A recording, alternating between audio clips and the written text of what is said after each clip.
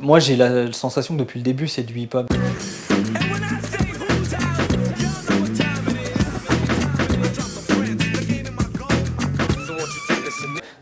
C'est qu'en fait on a tendance à restreindre l'image du hip-hop, l'imagerie du hip-hop à des clichés un petit peu, à dire voilà le rap d'aujourd'hui par exemple ça va être 50 Cent et The Games ou machin, donc forcément quand on le restreint à ça on se dit que ça va plus loin, mais pour moi la sampling music, au sein du hip-hop c'est vraiment une musique qui s'inspire de tous les genres musicaux, donc par définition ça peut pas être restreint. Donc moi j'essaie juste d'amener ma petite pierre à un édifice déjà bien élaboré.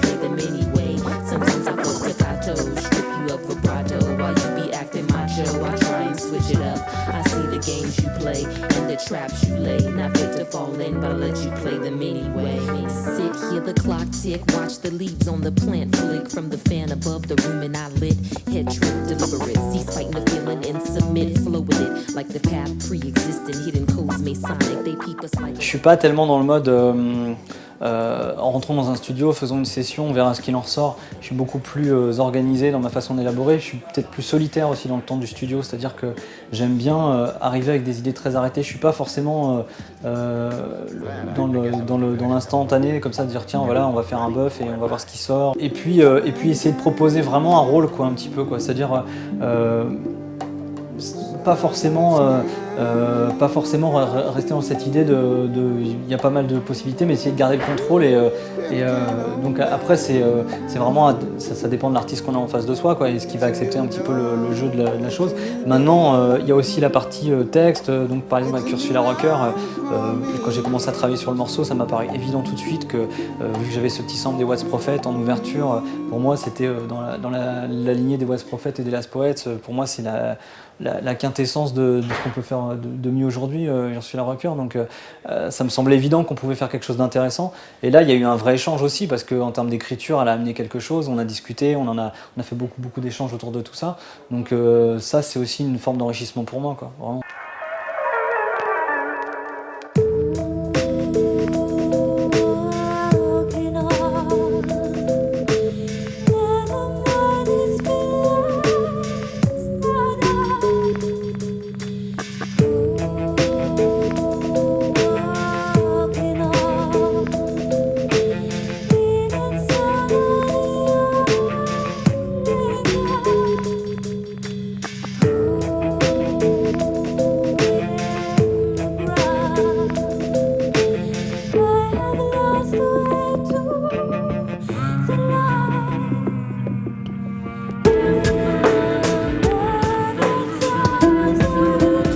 Moi je me mets 3 ans en arrière un petit peu, 3-4 ans en arrière quand j'ai commencé à vraiment travailler sur ce projet. Là encore j'ai eu beaucoup de gens de la profession pour me dire que c'était casse-gueule, que ce projet il était hybride, que les gens du hip-hop allaient pas adhérer, que les gens de l'électro allaient dire que c'était trop hip-hop et vice versa.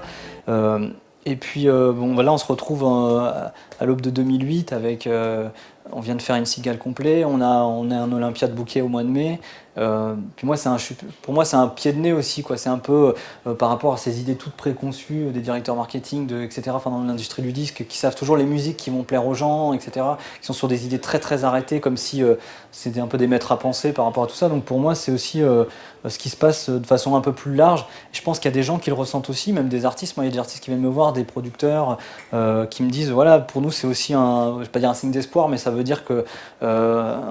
des gens qui faisaient des choses de leur côté, qui se disaient de toute façon je garde ça dans ma chambre parce que de toute façon tout le monde s'en fout de ce genre de musique. Donc pour eux c'est aussi une façon de se remotiver, de dire bon non il y a quelque chose à faire, et des bons producteurs il y en a beaucoup en France, donc j'espère que ça aura au moins aussi cet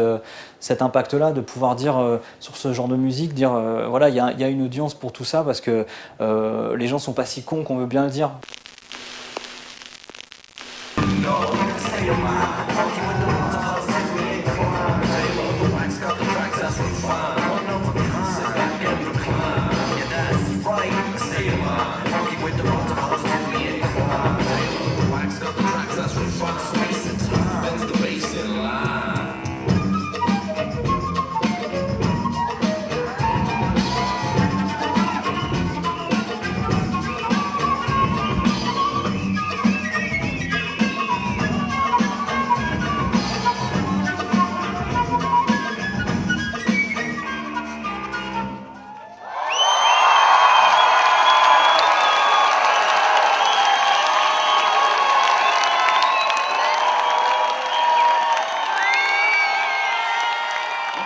Merci, bonne fin de soirée.